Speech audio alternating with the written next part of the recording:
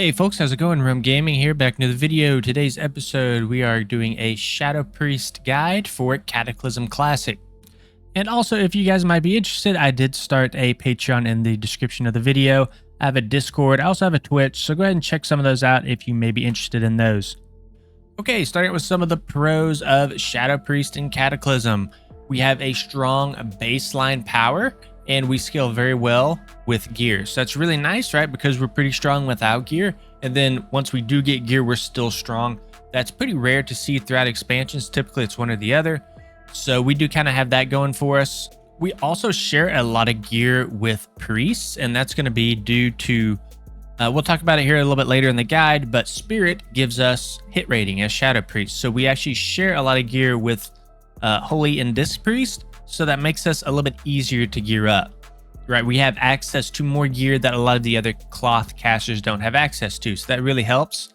We also have Dispersion here, which is basically our redo button. If we accidentally mess up a mechanic or something, we always have Dispersion, that immunity to save us. We have top tier single target damage, and we also have top tier cleave damage thanks to our multi-dotting. And we also bring a ton of raid buffs, including replenishment and mind quickening. Okay, then we have mind quickening here.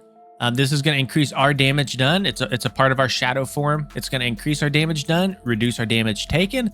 And the really awesome part about this is it's going to increase the haste of all of our party and raid members by 5%. So insanely strong there. We have replenishment. So this is going to be a part of our vampiric touch. And this is going to kind of work into the historical mana battery that Shadow Priest brings to the raid. We, of course, have our iconic Power Word Fortitude buff, our stamina buff, and the shadow protection buff. Then down here at the very bottom, we have Hymn of Hope on a 6-minute cooldown.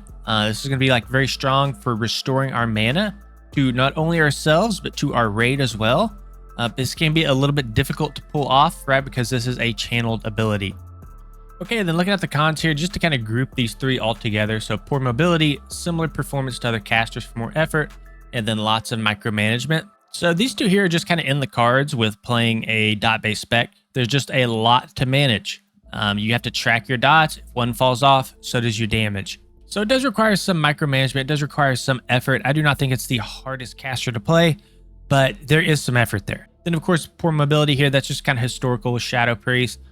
We haven't been introduced to anything like Angelic Feather or anything like that to help us kind of move around a little bit quicker. So, but we do have Dispersion, so that kind of does offset the mobility issue a little bit. So low mobility, we already talked about that, and then a bit more reliant on gearing than other DPS classes to reach our haste breakpoints. So we'll talk about this a little bit later in the guide, but there are these things called haste breakpoints where if you do not have an X amount of haste, you don't get that extra dot tick. So if you're in between these haste breakpoints, you're basically just wasting your haste stat altogether. You want to hit the breakpoint and then just stop putting points into haste. So we'll talk about that a little bit more later into the guide. But it is kind of annoying because this does affect us more than other DPS specs. Okay, then some stat changes here. This is not necessarily our stat priority. We'll talk about that a little bit later in the guide, but some stat changes to be aware of. So Intellect is going to be our primary damage stat now, and it's going to give us most of our spell power. It's also going to give, like mana, crit chance like it always has, but this is going to give us spell power at a 1-to-1 ratio now. Then we have Spirit for Shadow Priest. This is going to be used in combination with Twisted Faith, and it's going to kind of work towards our hit rating for us. So if you get a point of Spirit, you also are getting a point of hit. So that's really nice to have, right? That's going to help our mana, and it's going to give us hit, a 2-in-1. You can't really complain about that. Then Haste is pretty much the same as it always has been, but now it affects all spells by default. And then also those breakpoints that we talked about, we'll cover those a little bit more later in the guide, but that is something that you want to be aware of. No changes to Critical Strike, thankfully, and then Mastery is going to be our Shadow Orb power. So let's first read over what Shadow Orbs are. This kind of comes with playing a Shadow Priest, and then we'll talk about the Mastery Shadow Orb power. So Shadow Orbs, you have a 10% chance for your Shadow Ward Pain and Mind Flay spells to grant a Shadow Orb each time they deal damage. Casting your Mind Blast or Mind Spike spell consumes all Shadow Orbs, increasing damage of that spell by 22% per Shadow Orb, and granting 22% increased damage on your periodic shadow spells for 15 seconds. You can have a max of 3 orbs. So thankfully, this is going to be pretty passive for us. It doesn't require any input, and our Mastery just simply buffs this. So it increases the damage done by your Shadow Orbs by 11.6%, Each point of mastery increases the damage by an additional 1.45%. So this is, mastery is brand new coming to Cata. It wasn't in Wrath of the Lich King. So this is something that you should just kind of be aware of. So with that being said, let's go ahead and actually move into the stat priority now. So intellect and spell power are going to be your core stat. Since it is a core stat, you can't reforge it, right? You can't forge into it. You can't reforge from it. So pretty much every piece of gear that you're going to be getting is going to have some intellect. It's going to have, and if it has intellect, it's going to have the spell power on it as well. So then we have spirit and hit rating. And we've talked about Twisted Faith a few times in this guide, but I haven't really covered it yet. So Twisted Faith is a talent. So increases your shadow spell damage by 2% and grants you spell hit rating equal to 100% of any spirit gained from items or effects. So basically this means is we don't have to itemize at all for hit, and we can just go straight into spirit, which is going to buff our mana regen, and it's also going to give us hit rating. So this should be the very first secondary stat that you're focusing on. You're going to get 17% ASAP. And once you get to that 17%, you do not want to be going into any more spirit or hit. And from there, you're going to be focusing on haste, but only on haste at the breakpoint. So let's go ahead and talk about the breakpoints now. So you can see here at different percentages of haste, you get an additional tick on these specific spells. So you get 1 extra tick at 6% haste, 2 extra ticks at 18, 3 extra ticks at 31%. So obviously, right, you want to get as many ticks as you possibly can. That's why haste is so strong, but you don't ever want to be in between these breakpoints. So let's say, for example, you're sitting at 4%, you're sitting at like 10% haste. That means any haste over 6.26% is wasted and you're not getting any value out of it. So it would actually be better to take that haste, the additional haste, and roll it into something like our mastery. And one thing I did forget on the previous slide is our dots can now critical strike. So we actually do scale decently from getting points into critical strike. If you do have some gear that, has crit rating on it, it's not necessarily useless because our dots can crit. So we actually scale okay now with critical strike rating. Okay, now let's go ahead and get into this single target rotation. One thing to note that this is just sort of a priority list. This isn't necessarily exactly the order that you press your buttons over and over. So just kind of keep that in mind that this list might change based on your given unique situation during a fight. So one thing that's really neat about a rotation here is shadowy apparitions. And basically what this is saying here is when we're mid-global from an instant cast, we want to be moving to get a higher chance to actually proc a shadowy apparition. So what is shadowy apparition? Down here in the bottom left, when you deal periodic damage with your Shadow Ward Pain, you have a 12% chance to summon a shadow version of yourself, which will slowly move towards a target, which is afflicted by your Shadow Ward Pain. Once it reaches the target, it will instantly deal 529 shadow damage. So these actually proc from our Shadow Ward Pain ticks.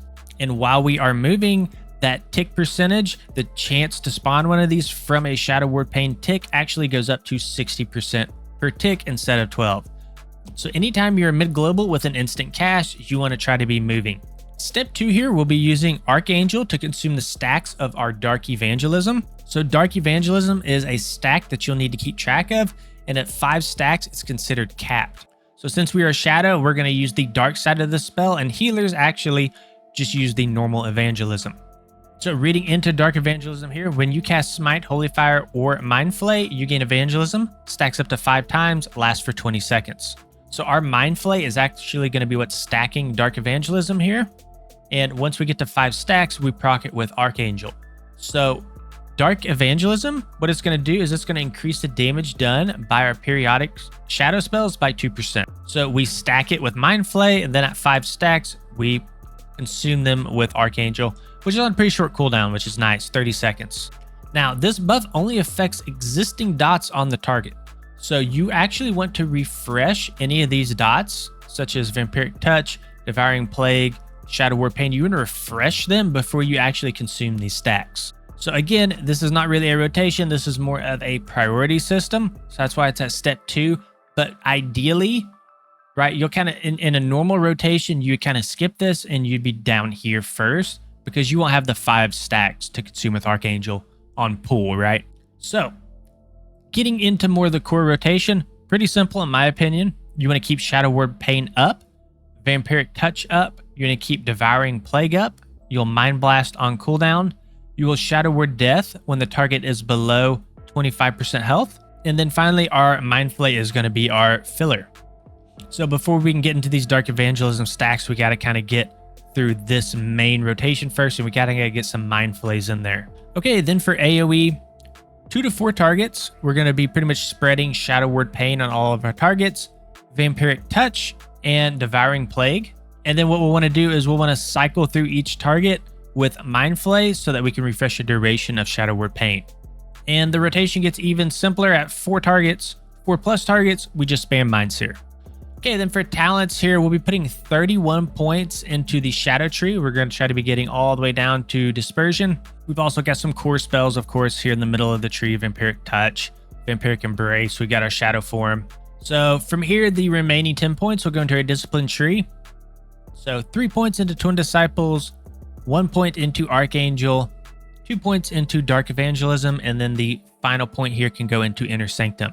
Then these are the glyphs that we're going to be running. Glyph of Mind Flay, Glyph of Shadow Word Death, and then Glyph of Shadow Word Pain, and our prime glyphs. So Mind Flay is going to increase the damage of our Mind Flay by 10%. Simple damage increase, one of our most casted spells, so really cool to have that one. We also have Glyph of Shadow Word Death here.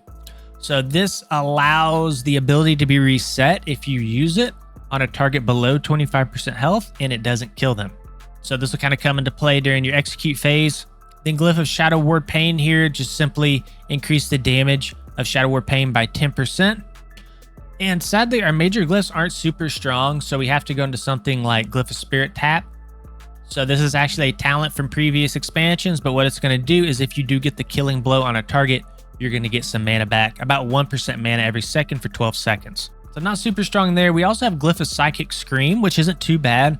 Instead of whenever you fear mobs, instead of them running away, they're going to stand in place, which can be nice in dungeons. And then kind of a flex glyph here. You could run something like Glyph of Fade. It's going to reduce the cooldown of Fade by 30% for less threat. Then down here at the very bottom, we got Glyph of Levitate, where we don't need the feather, and then a Glyph of Fortitude, which is just going to reduce the mana cost by about 50%.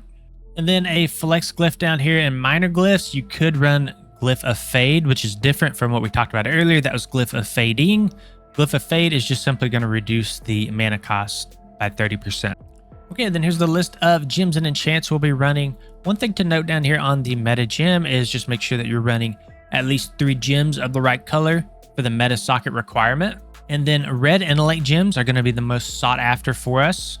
Then on the enchantment list up here, you will notice that a lot of this has profession-based enchantments. If you're not that profession, you can just go to the next one in the list. So for example, Lightweave Embroidery. If you're not a tailor, then you will be taking Enchant Cloak, Greater Intellect.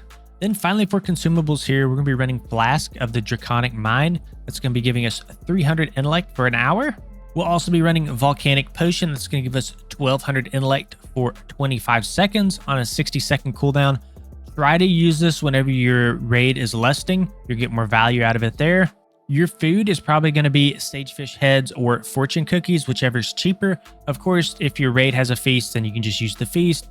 But what we're looking for is that 90 int and 90 stamina. We also have mythical healing potions. We have mythical mana potions as well if you want to run those, and the dense Ember Silk bandages. And then of course the Big Daddy bombs if you are engineering. All right guys, that's going to be the end of this video. If you enjoyed it, please consider liking and subscribing to the channel. We'll see you all in the next one.